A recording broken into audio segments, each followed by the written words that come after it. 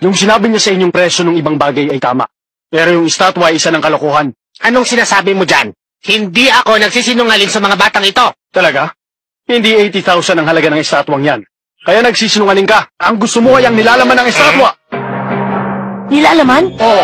Ang tawag dyan ay wooden stocker. Para yung isang safety box. Merong yang lihim bukasan. Sa nakikita ko, hindi pa yan nabubuksan hanggang ngayon. Kaya wag na wag kayong magtitiwala sa sinasabi sa inyo ng taong yan. Kung hindi yan peke, maraming kayamanan ang nakatago sa loob. Kunwari tinitingnan niya ang kahoy pero siguradong papalitan niya lang ang laman. Hindi totoo. Mister, sino ka ba? Si Kyle! Oo. Dahil sa kalokohan mo, lalong lumaki ang gastos namin. Kaya bakit ka pa namin bibigyan ng 20% sa makukuha namin kayamanan? Masyado ka namang maramot. Bayad yun sa sinabi ko sa inyo. Dapat lang, hindi ba? Bakit hindi kinuha? Malaki naman talagang naitulong niya sa atin, hindi ba? Masyado ka nang mabait. Alam mo, kailangan natin mag-ipon. Kahit isang genny mahalaga. Kung may bibigay tayo sa kanya, ilibre na lang natin siya sa pagkain ito. Ayos lang sa akin yun. Huh? Bilang kapalit, sagutin niyo ako. Paano niyo nalaman na mamahalin ang mga bagay na yan? Anong paano nalaman? Ibig sabihin hindi niyo alam na mamahalin yan? Bakit eksakto ang pagkakadampot niyo? Sabihin niyo sa akin. Sa dinami-dami ng mga bagay, bakit mamahalin pa ang nakuha niyo? Sasabihin ko ba sa kanya? Huwag na lang. Ganun ba? Kaya pala hindi niyo alam kung ano talagang nasa loob ng estatwa. At kung bakit hindi niyo rin tinitingnan yung ibang mahalagang bagay. Ano? Marami pa ba? Yung mga orasano, mga card ng telepono para sa mga kolektor. Sa madaling salita, mga bagay na gawa ng makina. Ganun ba? Teka, sabihin niyo nga, bakit ba kailangan niyo ang pera, ha? Bakit? Ha? Akala ko ba isang bagay lang itatanong mo? Ikaw talagang bata ka, hindi ka na mabiro. Kung ganon, sasagutin mo na ang itatanong ko pagkatapos ko sagutin ang tanong mo. O sige. Meron kaming ibibid na isang bagay doon sa subastahan, kaya kailangan namin ng pera. Talaga? Ano yun? Ako naman ang magtatanong sa'yo. Magkano ang pera makukuha namin kapag ibinenta namin ang estatwang yun? Siyempre, depende sa kanyang laman. Pero sinusuguro ko sa inyong mahigit sa 100 milyon. 100? Ngayon, anong gusto niyong ibid? Isang GameSoft na kutawagin ay Greed Island. Ang napakamahal na larong yun. Yung kakaiba pasong yan, magkano mo yan may bebenta? Isa lang tong basura. Wala itong halaga. Huh? Teka, bakit ba gusto niyong makuha ang napakamahal na larong yun? Meron bang espesyal na dahilan?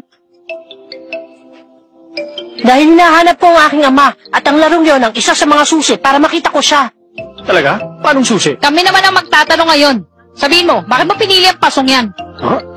Hindi ba't ang estatong ito ay maaari mo ibenta na hingit pa sa 100 million? Kahit nakikipagkompetensya ka pa sa amin pinili mo pa rin ang pasong yan kaysa dito sa kahoy ng estatwa. Siguradong meron ka rason. Kaya... sabihin mo sa amin.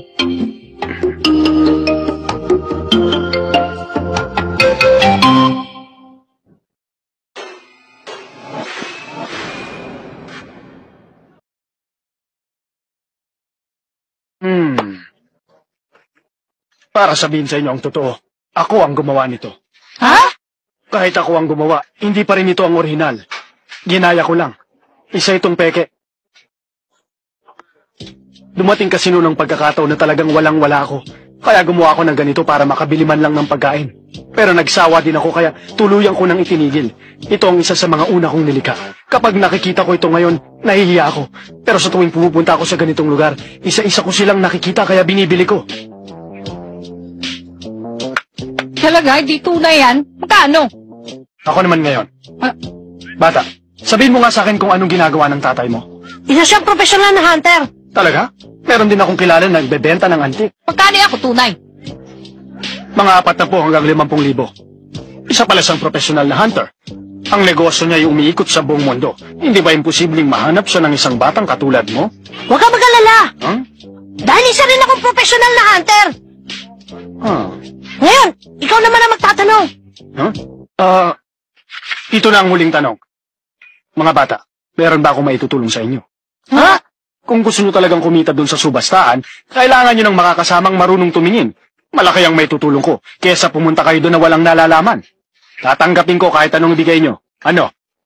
Teka muna, ito na rin ang aming huling katanungan. Ano ang pumapasok sa isip mo at inaalok mo kami ngayon ng iyong tulong? Siyempre, dahil ito lamang ang alam kong gawin para mabuhay. Pero hindi lang dahil doon.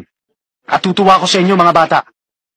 Hindi ko akalaing nagustuhan nyo rin pala itong pasong mukhang basura.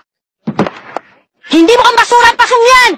Matinding konsentrasyon at napakahabang pagsasanay ang kakailanganin para malagyan ng aura ang isang bagay. Doon pala mo ay masasabi na namin kung anong hirap at pagsisikap ang pinagdaanan mo. Ginoong Sepal, nagawa mo yun na hindi nalalaman ng Nen. Kakaibang talento, kaya sinisiguro ko sa'yo hindi ito isang basura. Sinabi ko na nga ba tama ang hinala ko? Kung matagal ka na sa negosyong ito, matututo ka ng humusga ng tao. Ito ang matagal ko nang sinasabi sa aking sarili. Gustong gusto kong makatrabaho mga taong katulad ninyo.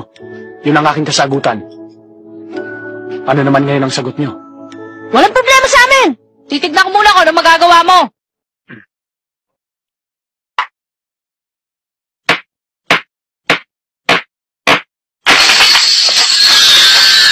Ah! Ang auray! Sino siguro ko sa inyo? Tunay ang mga ito. Sa tingin ko, ang pinakamababang presyo sa mga ito ay 300 milyon.